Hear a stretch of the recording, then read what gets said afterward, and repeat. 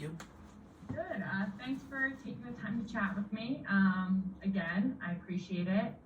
And I pretty much have, do you have any questions for me? I know we kind of walked through the process yesterday. This is going to be recorded, so there's no pressure in terms of if you have any questions for me or you want to repeat yourself or take a minute to think. Okay. It's pretty casual in terms of not live TV. Sure. Awesome.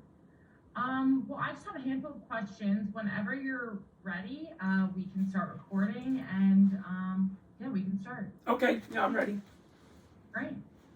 Recording in progress. So I guess just to start, would you be able to, just introduce yourself to me and tell me, where you're from? Sure. I'm Jeff Butler. I'm the owner of Elmwood Property Management and Elmwood Realty, and we're in Warwick, Rhode Island. Awesome. And can you tell me, I know that you have a ton of businesses. You've been doing this for quite a while, owning your own businesses. Can you tell me a little bit about those and your career? Sure. My businesses started with a audiovisual production company where we set up large presentations for conferences and meetings nationwide. And then from that company I started 25 years ago, I started buying real estate, and I got into the real estate business with rental properties. So. Awesome. And as a landlord, that's one of your major topics that you talk about online. What are some of the issues that you've faced over the past 2 years? So over the past 2 years, the biggest issue we have faced is obviously tenants not being able to pay their rent or choosing not to pay their rent, because there's both. There's tenants that really couldn't pay their rent because they were unemployed, but there was also tenants that just saw an opportunity there not to pay their rent. Right, and there's been a lot of programs that they've tried to implement to help, fix these situations, and I know that you and many others have had, spoken out, had fault with these issues. What were some of the problems that you faced? Well, the first program that came out last fall, late fall 2020, was the Safe Harbor program. So some of our tenants applied for the Safe Harbor program, and of course, we, as the landlords, wanted the rent, so we signed up. Little did we know there were a couple of caveats in there. For instance, Safe Harbor would pay for 3 months, but then if we agreed to take that money, we also agreed not to evict the tenant for 90 days after that. Assuming, of course, Safe Harbor assumed, and we all assumed, the tenants would stop paying their rent after that. And that didn't happen. So we then went another 3 months without having any income, up through March. And then, of course, then they extended the moratorium, so then we went another 6 months without getting any rent. Jeez. And now there is this new rent relief program. I know you've had some issues with it in the past few days. Can you tell me about that? Sure. That rent relief program was supposed to be, the spirit of the program was supposed to be landlord friendly. Because the landlords were held off for a year now, that program was really supposed to get the past rent into the landlord's hands.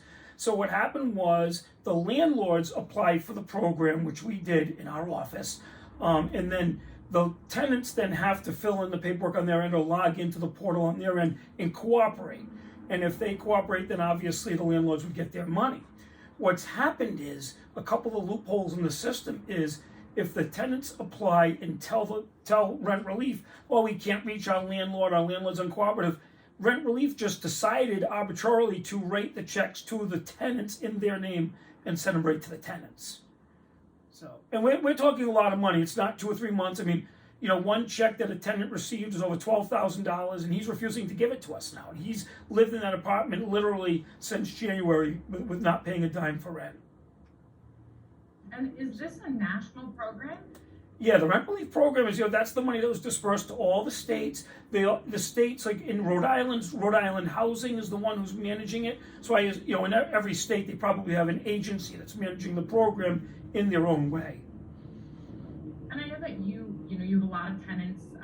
You've had only a couple issues with a few of them, but you have also, as you told me and I've seen online, been trying to be very, working with these people. You're being very, presumably, what seems to be fair. Can you tell me, I know you had a tenant in which you offered a job. Would you be able to tell me about that? Sure. So this tenant, he and his wife were both, out of work, and unemployed. So we offered him both a job. He told us he was a cabinet maker at some point. So I have my construction company. So we offered him a job in the construction company. And actually it was at $25 an hour. That's the wage that we were offering. And he basically just denied it, declined it, said, nope, I'm not going to work for you, and continued to collect, he and his wife continued to collect the unemployment. We also offered his wife a job, not knowing what her skills were. We offered her an office job to come in and answer the phones, because we've had job openings for a year now that we have not been able to fill. And they both declined the jobs. And the frustrating part is she's collecting unemployment, so why she was still able to collect unemployment when she had a job offered to her, that's a little frustrating too. Yeah, that's pretty frustrating. So it seems like in every which way, these programs are not working out for the landlords, maybe being overly lenient on the tenants. Why do you think that is? Is it incompetence? Is there a reason they're favoring the tenants? So, obviously, there's not one size fits all.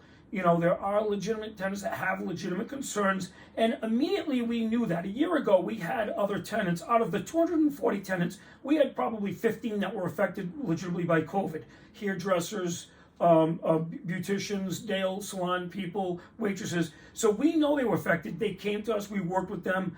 And part of the moratorium, one of the conditions of the moratorium that these people signed is that they will make good faith payments for their rent. So if they made half of their income, we would say, okay, pay half your rent, or pay a third of your rent, make a good faith payment.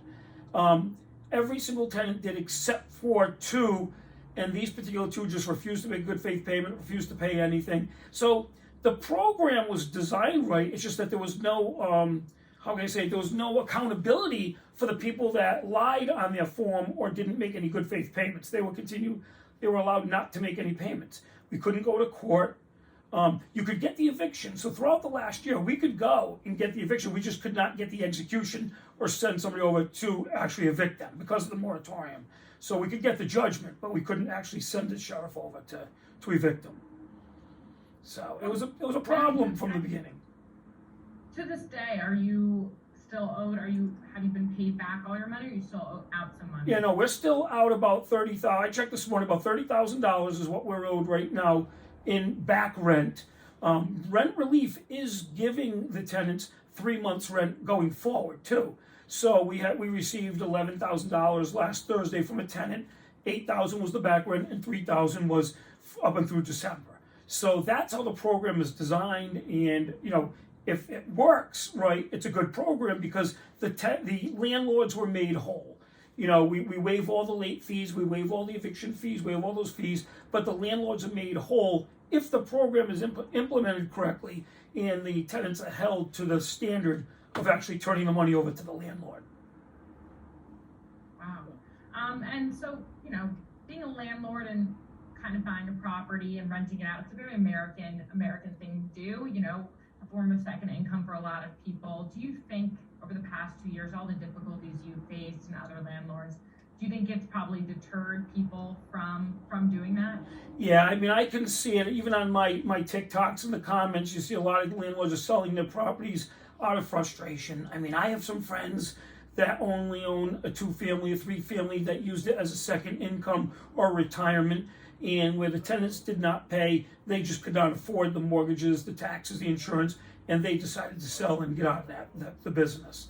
We were able to sustain it because of the volume of properties we have, but there are so many people that just got frustrated and are selling off their rental properties.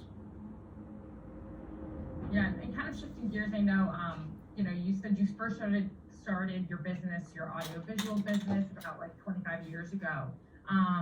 Do you think you started new businesses recently? I know your waste management one was recent.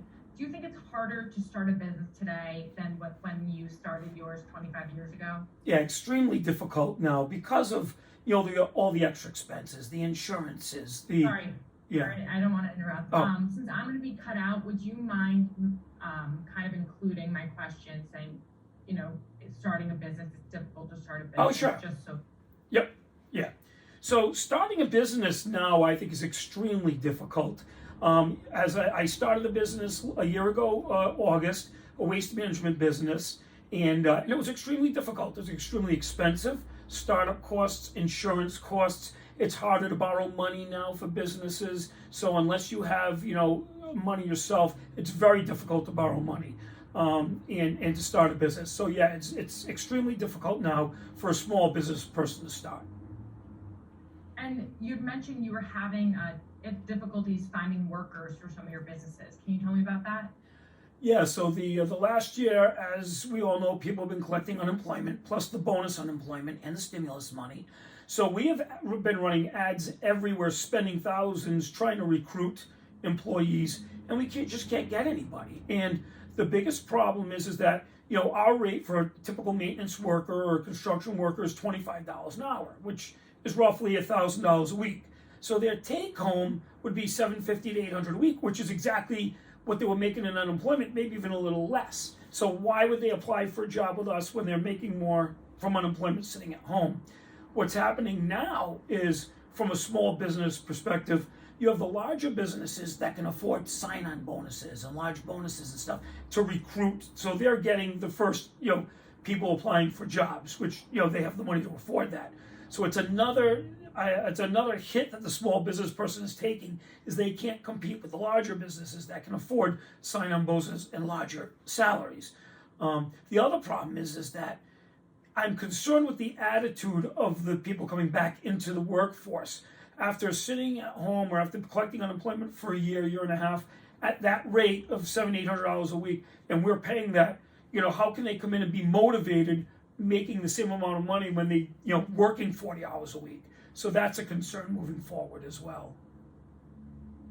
Yeah, absolutely. And yesterday, actually, some House Democrats proposed extending the unemployment COVID benefits through to 2022. What is your reaction to that? What do you think will happen if that happens? I think that's ridiculous. I think it's only going to hurt the economy. It's going to hurt the businesses now that can't hire people. We all see it. I mean, it's all public knowledge. It's all over the place. Every business has employment opportunities that are out there. Every business, restaurants, retail stores, big box stores. Everybody is looking for help right now. So why do they need to extend those benefits? There's no reason. There's work out there. There's absolutely work out there. And so it's ridiculous. If they extend it, it's only going to make matters very much worse, because we're teaching people to be lazy, to sit at home and not doing anything when they can be working, and also it's an example thing. We're teaching people to work, and they can teach their kids to work. It's going to become a cultural thing. If everyone's sitting at home, people are going to learn to just be lazy and sit at home. So I think it's ridiculous if Congress even considers extending it, and it's ridiculous. Yeah, I know. And one more thing I had was, I was looking at the proposed spending bill, and some of the stuff included, which includes, free preschool, free college, extending those child tax credits, free health benefits, a lot of stuff that, Americans, maybe some are necessary nowadays, maybe some, a lot of things Americans used to have to, like you said, work for, and now people kind of expect them. Does this kind of compound the issue that you were just saying, if everything is given to people, what's going to happen with this next generation when they grow up? Is the culture of American work ethic going to change? Exactly. I mean, I saw it, when we had the 2008, 2009 banking crisis, and a lot of these people that, walked away from their mortgages, just gave up and walked away from their mortgages. I benefited by that in 2013 and 2014 when I went into the house flipping business, because there were a lot of foreclosures out there. But the concern I had is every single one I went to, I said, these people are walking away from responsibility. And what did they just teach their young people, their children, to walk away from responsibility? Now, those people are now in their early 20s.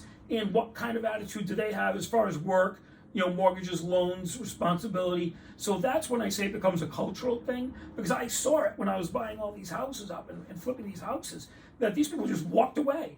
And that's what they're teaching young people, and it's wrong. We have to learn responsibility and work ethic. Absolutely. Those were actually all of my questions. Was there anything that we didn't touch upon that you wanted to mention? I think that was great. No, thank you. I appreciate it. I hope everything's Awesome. okay. So if you have any follow-up, I know we didn't talk about my ice cream business or whatever, but if you have any follow-up questions and you wanted to... I'll throw it in the article. I'll obviously mention it into the article. So- I'll add in a bunch of details. The video will be short. It will Yeah, just be that's fine. 3 to 4 minutes, and then there'll be a written piece which will include a little more detail. The only other thing was if there's any images that you have of your businesses that you wanted to send my way that I could include in the video, that would be great. Okay, I'll take a look and see. And then other than that was great. This will probably be up, I would say, first thing tomorrow morning. Yeah, all right, great. Putting up today, so I'll send you over a link once it goes up. Perfect. That way you take a look at it, I can share it with people. Thanks so much. I appreciate your time. All right, thank you. All right, Have a bye. great day. Bye. Recording